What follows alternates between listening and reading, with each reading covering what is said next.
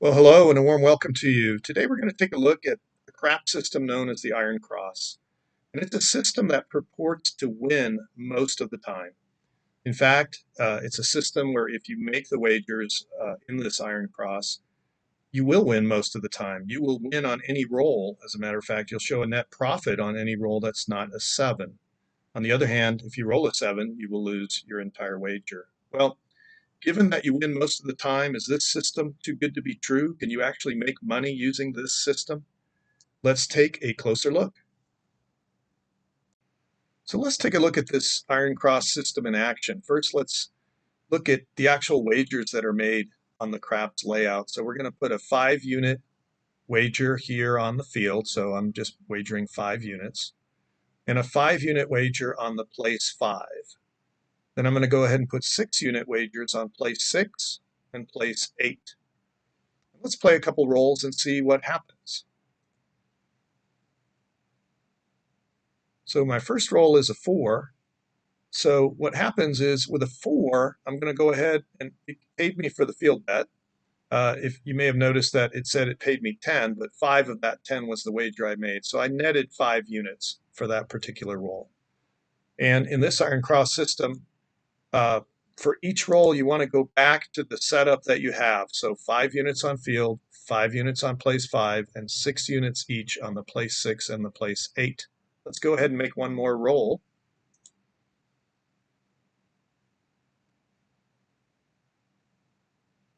Okay, we got a 4 again, and so again we won the field bet.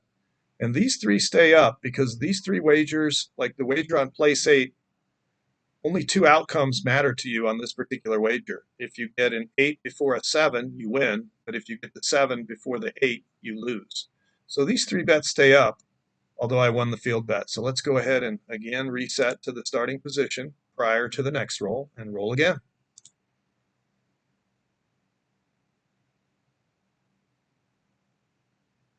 Okay, in this case, we got a 5, and so we won on this bet here. We won 7 units here.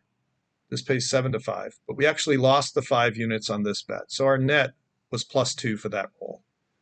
And so, if you will, that is an introduction, at least on a field, of how to make this particular bet. Now we're going to look under the hood at what's going on mathematically. So we're going to approach it first just mathematically, just understanding the game, figuring out some probabilities and what's really going on here. And then I'm going to run some simulations and we're going to look at those results. So let's look at the game mathematically, what's going on here. And basically, if you might recall from a previous video, when you roll dice, you have various possibilities. And the easiest way to think about it, I think, is to think about the 2 dice as individual dice. One is red and one is blue.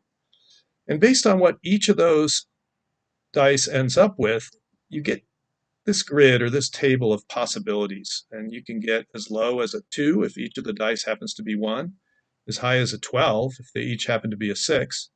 But the most likely outcome is a 7 that you can see here. And in fact, there's 36 entries in this table.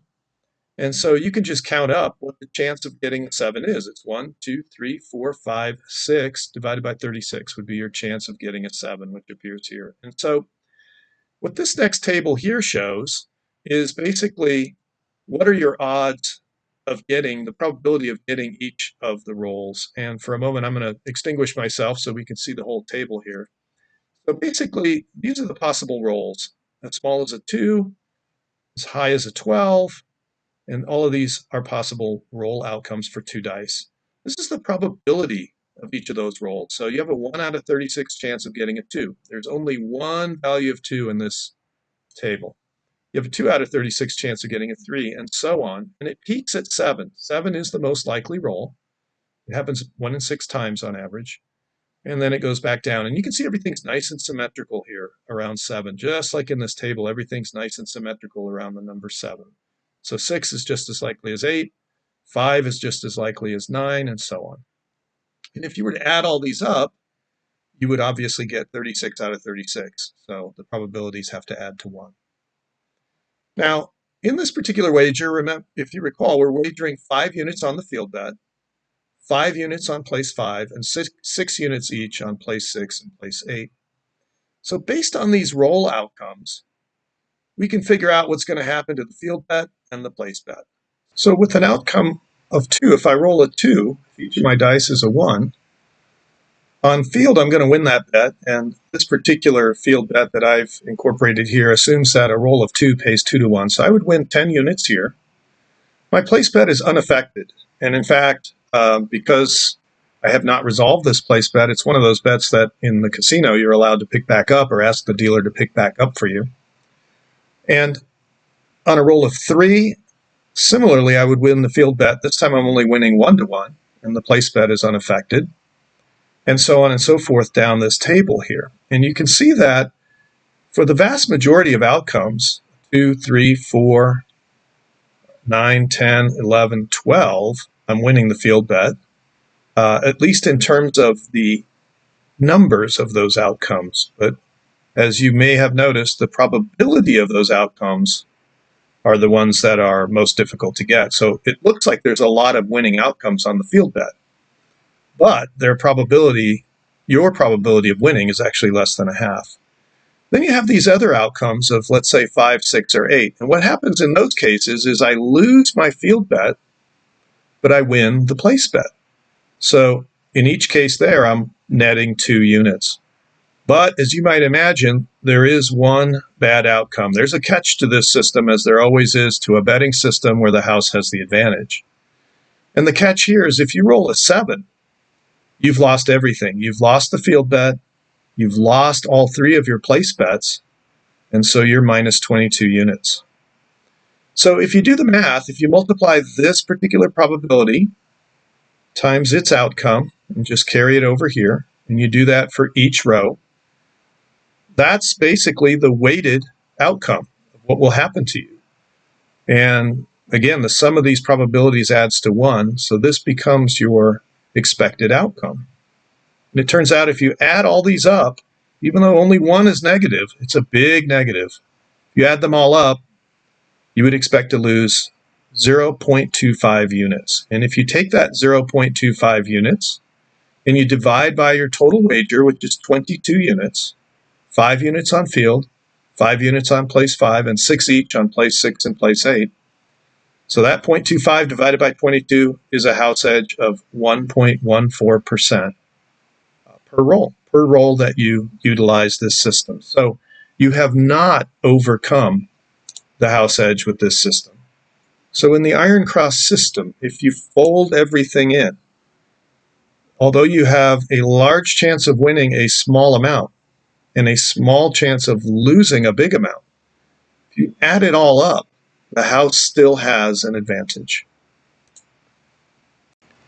Okay, so the next thing I did is I coded this betting system up with software and ran a simulation to see how it does. And let's take a look at that. So basically here, you will see the results of that. And let me explain what this is. So this particular column here is just number of wagers or number of times you've employed this system. So first time, second time, third time, like that. And column 2 would be one particular simulation output. Here's another one. Here's another one.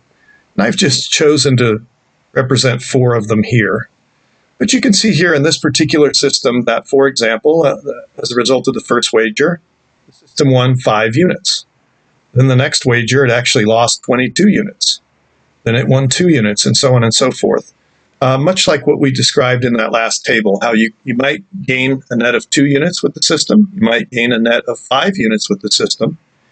If you get a 2, you will gain 10 units. If you roll a 12, you will actually gain 15 units, but the 7 is the one that loses 22 units. You can see that this next instance of the sim, it also gained 5 units in the first roll and then lost 22 and then proceeded to lose another 22, and so on and so forth. And so these would be 4 simulation results where the simulation starts with 1,000 units, and that's the Iron Cross system with 22 units, as we've discussed, on each roll. And this is what happens.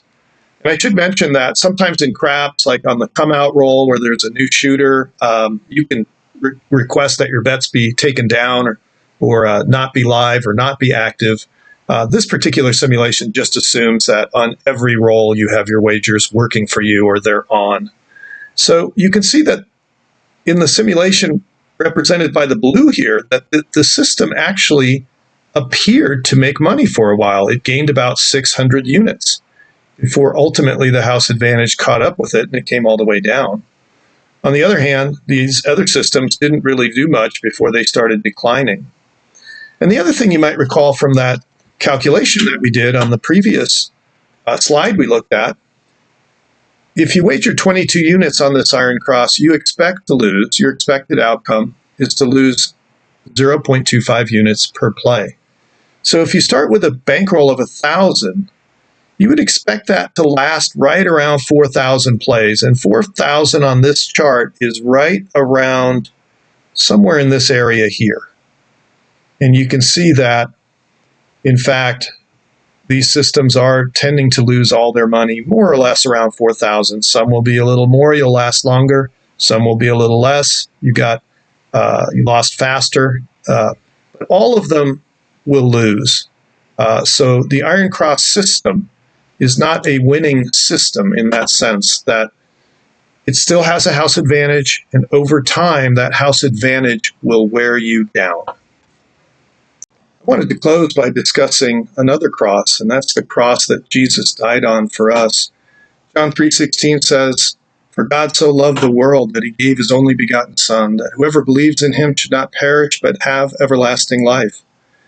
If you don't know Jesus, I would encourage you to see what he's about.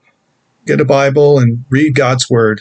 May God bless you. If you enjoyed this video, please consider subscribing. Take care.